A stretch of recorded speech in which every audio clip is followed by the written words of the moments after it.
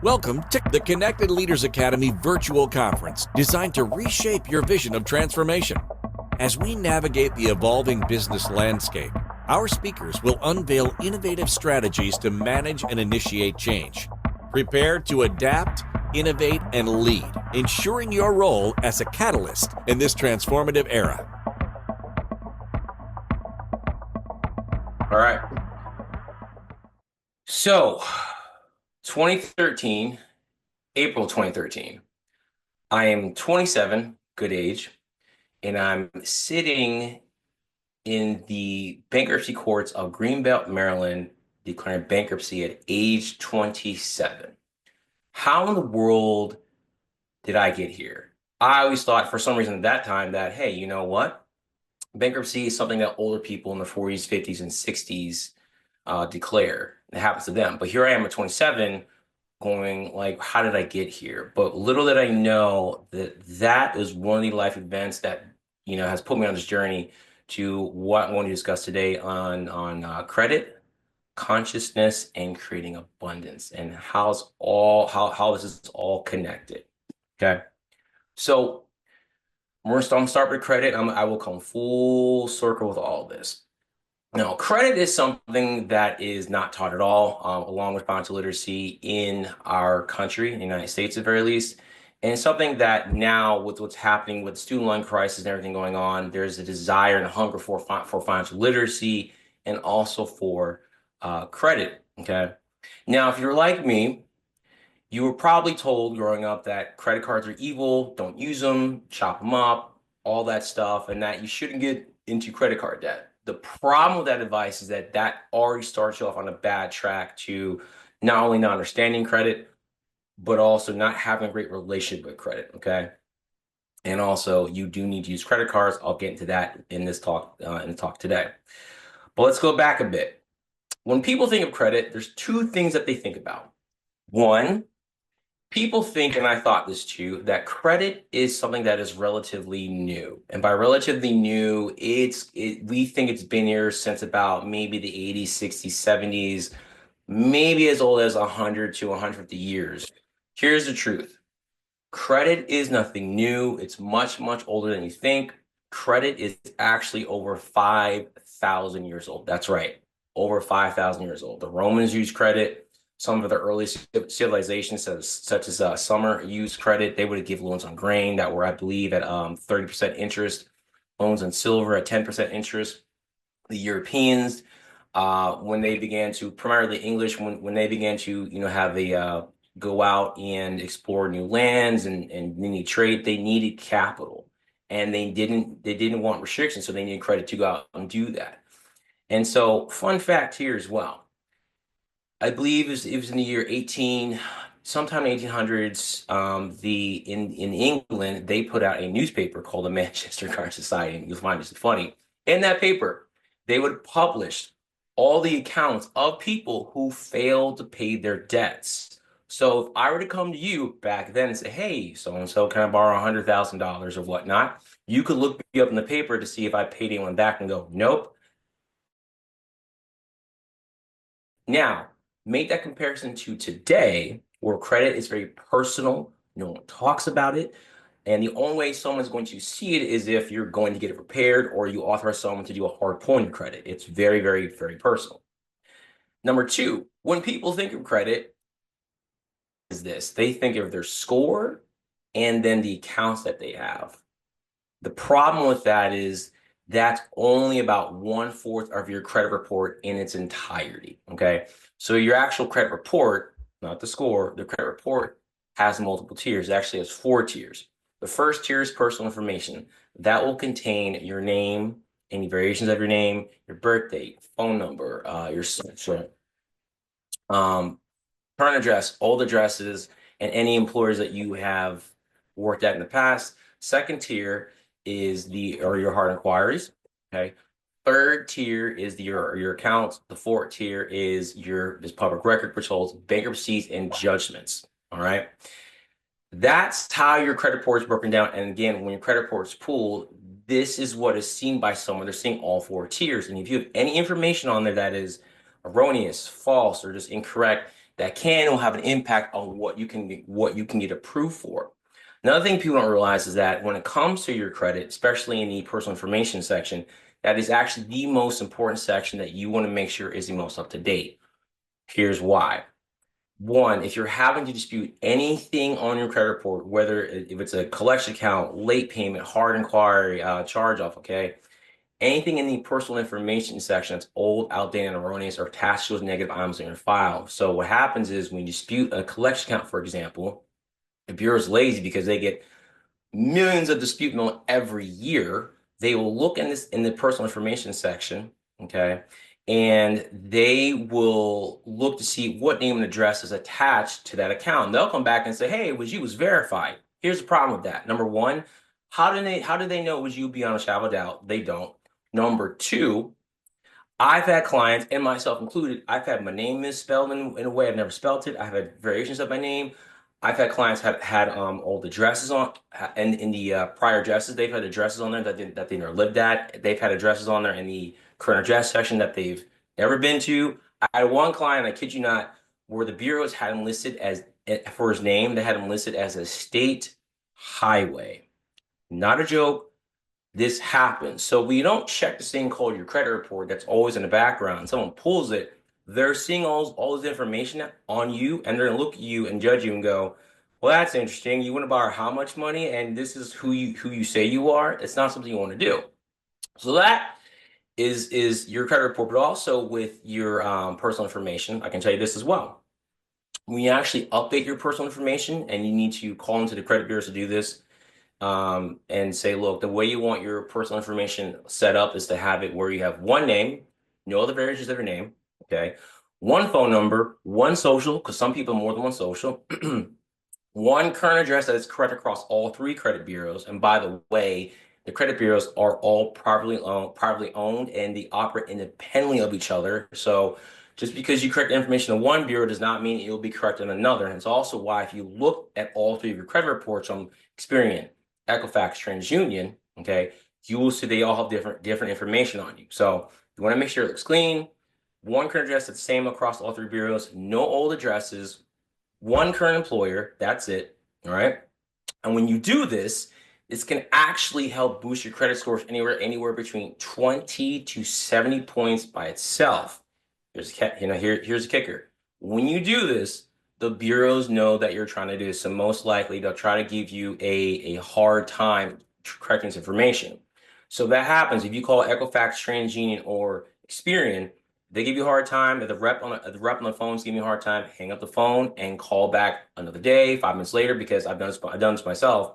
One person will give you a hard time and tell you, hey, you have to mail in all his identity documents. You don't. Then you call back the next day or 10 minutes later, the next person say, oh yeah, I'll remove all this. Done. It's happened to me. It's happened to my client. It's a real thing. Last thing I'll say about this part, they are supposed to give you a confirmation number. Keep that because that is your receipt of them saying, hey, we will update this information. Because what happens is if you do not do that, if you don't get a confirmation number, they may not remove any of the information, or they may only remove parts of it. And you won't know until you check that section. So keep the confirmation number handy. This way, if they don't remove it, you have a receipt. You can say, hey, you're supposed to change it, because if they don't, that's a violation and they can get a lot of trouble for that. Here's the part with credit. People don't understand how your credit score grows. Again, when people think of credit, they think of their score and the accounts. And again, that's only about 1/4. But how does your score grow, right? So your score grows based on these 5 factors. 35% is payment history. So paying your bills on time, everyone knows this. 30% is credit utilization. That looks at all of the available credit you have, and that looks at it on all the credit cards you have individually and overall, and asks, okay, are you using less than 30% of the credit limit? Ideally, you want to use 10 to 20%, okay? The less you use, the better. 15% is length of credit history. That looks at all the open accounts that you have and gives you an average age. Again, remember this, that's open accounts, not closed, open accounts. The older the average age and what points you get, you cannot rush this. That's built up over time and years. The next chunk is mixed credit. So that's looking at, okay, do you have any installment accounts, meaning car note, student loan? Do you have revolving credit, credit cards, line of credit? If you don't have a mortgage, do you at least have your rent being reported on your credit report, which you want to do? It helps make you look way good, way better when you're going to apply for a mortgage. You also have your utility payments being reported on your credit report. Cell phone payments. You can also get your streaming services. So now, if you need to build credit, you do not need to have to go apply for a secure credit card. You can get those other credit builders reported on your credit report. And there's tons of credit builders. I don't have time to go into today, but there's a lot out there. That's 10% of your score. The last chunk is new accounts. That looks at any new accounts that you've opened, and also hard inquiries. And by the way, hard inquiries are very, very important. They do matter. I've talked to many lenders, bankers. When you have a long list of where you've been, where you've applied, they look at that. They look at those lists of hard inquiries, and they'll say, "Oh, you went to my competitor. Why are you coming to me?" Or if you did get approved, why are you coming to me? And some places will even hold certain hard inquiries as a red flag against you. For example, if you apply for a payday loan, they'll go, "Whoa, red flag, you're desperate. I don't want to work with you." Okay. So that new accounts is 10%. That's how your score grows. Notice how it did not say anything about paying collections, charge-offs, or repossessions, things like that. Why? Well, if that was a part of your component, the 5 components of your credit score, it would count, but they don't, because those are debts that you defaulted on. Because the way it looks to a creditor is they go, so you, and the way the algorithm works is that, why would it reward you on debts that you defaulted on, whatever the score may be?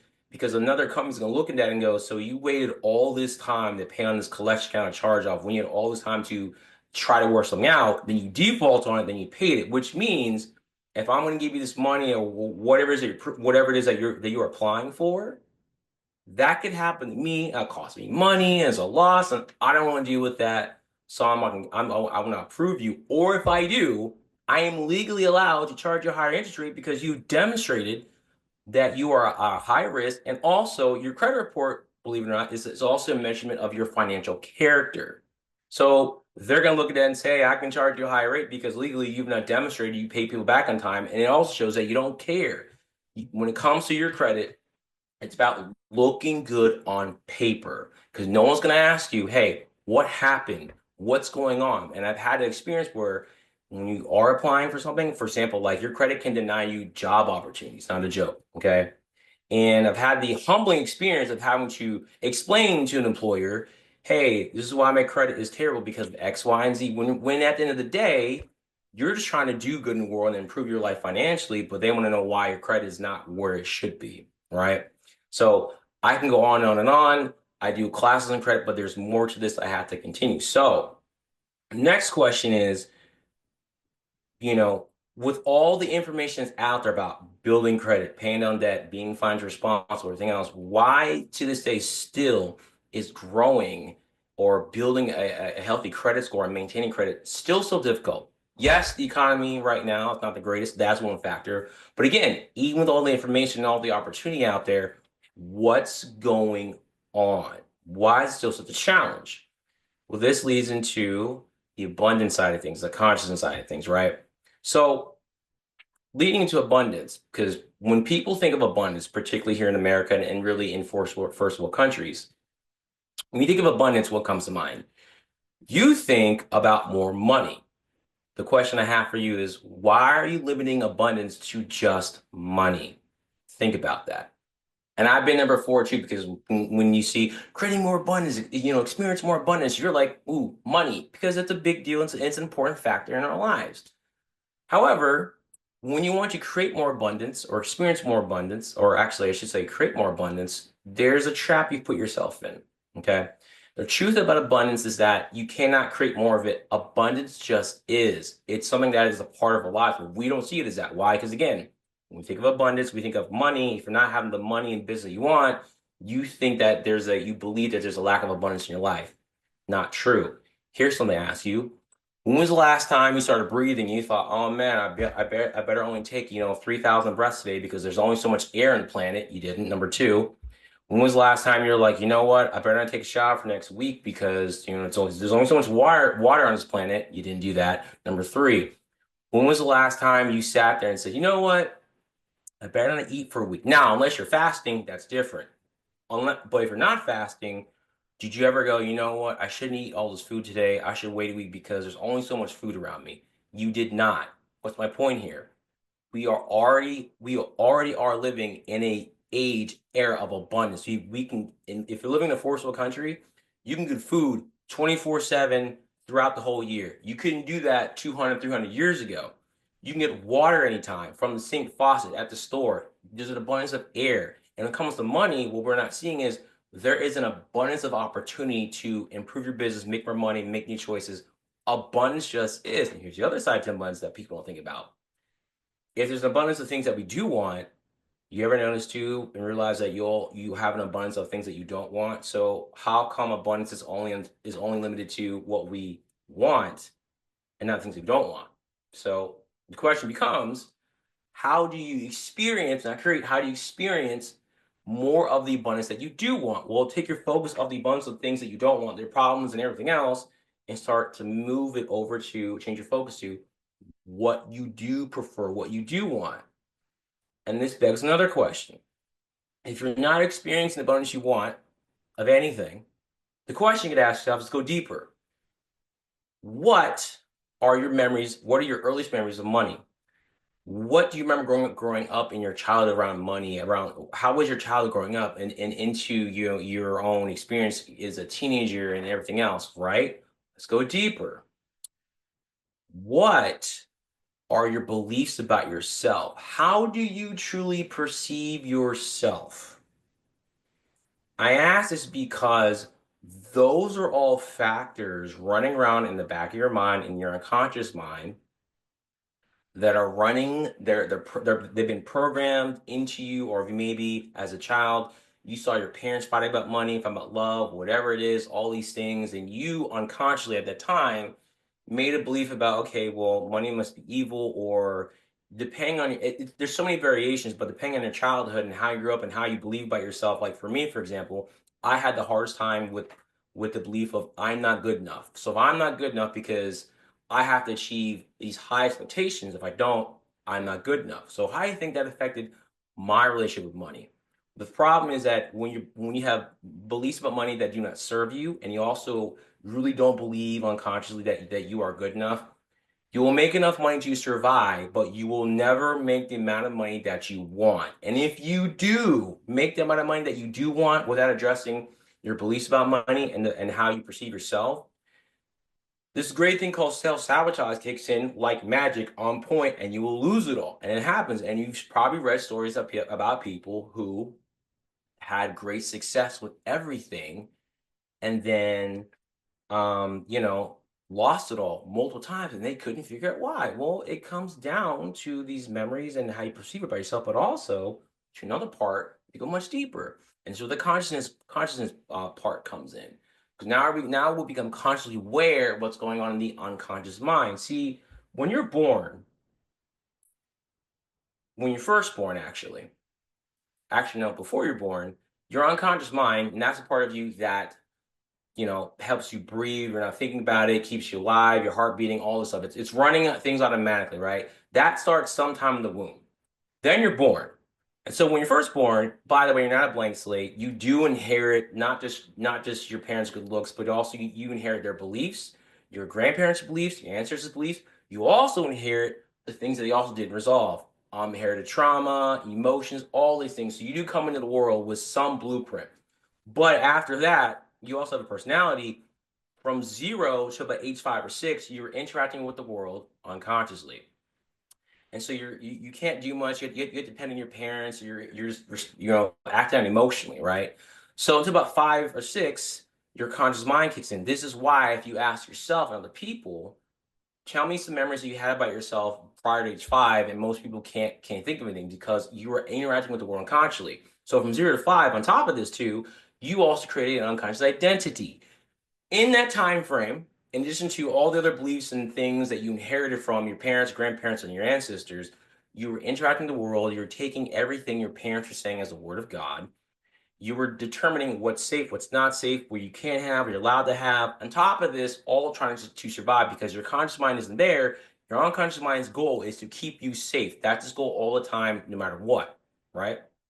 So you have this identity, and also, depending on how your upbringing was, you will also going to recreate more of that unconsciously. So if your upbringing was not the greatest, you will unconsciously recreate more of that for the rest of your life. If your upbringing was amazing, you will unconsciously recreate more of that. So then your conscious mind kicks in about 5, 6, or 7. Even then, even through up into your 20s, you're still making decisions and beliefs about yourself in the world. The thing is, the conflict comes in where you're like, hey, I want more money. I want better love. I want to be healthier. I want better credit. That's what you want consciously. But unconsciously, you have this identity that you have this identity and beliefs that say more money is bad, we're not good enough, we don't deserve much. And whatever else you had growing up, right? It varies to everybody. So then you're in this battle of trying to go for what you want, but unconsciously, you don't really want it, right? So what's the key to it? How do we change this so we can experience the abundance we want and have the credit we want? Well, it comes down to shifting your unconscious identity. How in the world do you do that? Well, one, you can't just talk to your unconscious mind because it's not communicating with words. Your unconscious mind likes to communicate, likes to communicate with emotion, beliefs, behavior. So one of the best things you can do to start to shift this, and this is where we're going to come full circle, one of the things you can do is to visualize what is that you want. And I also offer going over these 4 core choices. One, I choose the end result of being the predominant creator of my life. I choose the end result of living a life of health and vitality. I choose the end result of living a life that I love. I choose the end result of living my true nature and purpose. So take those 4 choices, write them down, get specific, and be in the end result, or as I should say, the emotional end result. And let's do an easy one. I choose the end result of living a life of health and vitality, okay? See yourself looking great, running, jumping, and getting to the emotion of it. How are you feeling? What are you touching, tasting, sensing? Do that for all 4, because what you're going to do is this. When you do that for all 4, your unconscious mind is going to go, wait a minute, this is different. I like this. I like this. Then if you do this consistently, there's the word consistently, you then over time will then be able to create the life you want unconsciously, because you have to deal with the unconscious mind, because it runs like 95% of our decisions and things that we do, and we don't like that. We like to think I'm constantly in control all the time. You're not, okay? That's one way. The other way is to simply be present with the emotions that come up. So we all have one skill we've mastered, which is just not dealing with the emotions that we have growing up. So the anger, the trauma, the fear, you want to be present with it. You want to be present with that emotion. Do some diaphragmatic breathing, be present with it, and just breathe and feel it out. And trust me, you do that, it will dissipate. And as you do that, you release frozen energy, frozen emotions. You also begin to shift the unconscious identity. And then from there, as you start doing that, it'll be easier, I dare say, to shift your focus from what you don't want to experience more of the abundance things that you do want, to focus on having more money, more success, more prosperity, better health. Then as you do that, more money comes in to then help to build up your credit, because it's kind of hard to build a credit score with inconsistent income. That's how this game works. So now we are consciously aware of what's going on, how to bring in a few unconscious mind, be consciously aware of it, tackle it, okay, and have not just great credit, but more importantly, live a life that we love, life that we want, and go from there. And with that, I hope this is something that has impacted you in some way. If I ever help one person, I want you to know that you're way more powerful than you believe what you think. You can do, be, and have anything that you want. Just address the unconscious mind, focus on the abundance you want, and from there, my friend, you can have the great credit and life you want and achieve anything else you want. That, my friend, is credit, consciousness, and I won't say creating abundance, but experiencing abundance that you want. Boom. Thank you for participating in today's enlightening session. As we transition to our next expert, remember that each strategy and insight is a step toward becoming a transformative leader in your field. Visit connectedleadersacademy.com to stay engaged and informed. The journey of change is ongoing. Let's move forward together.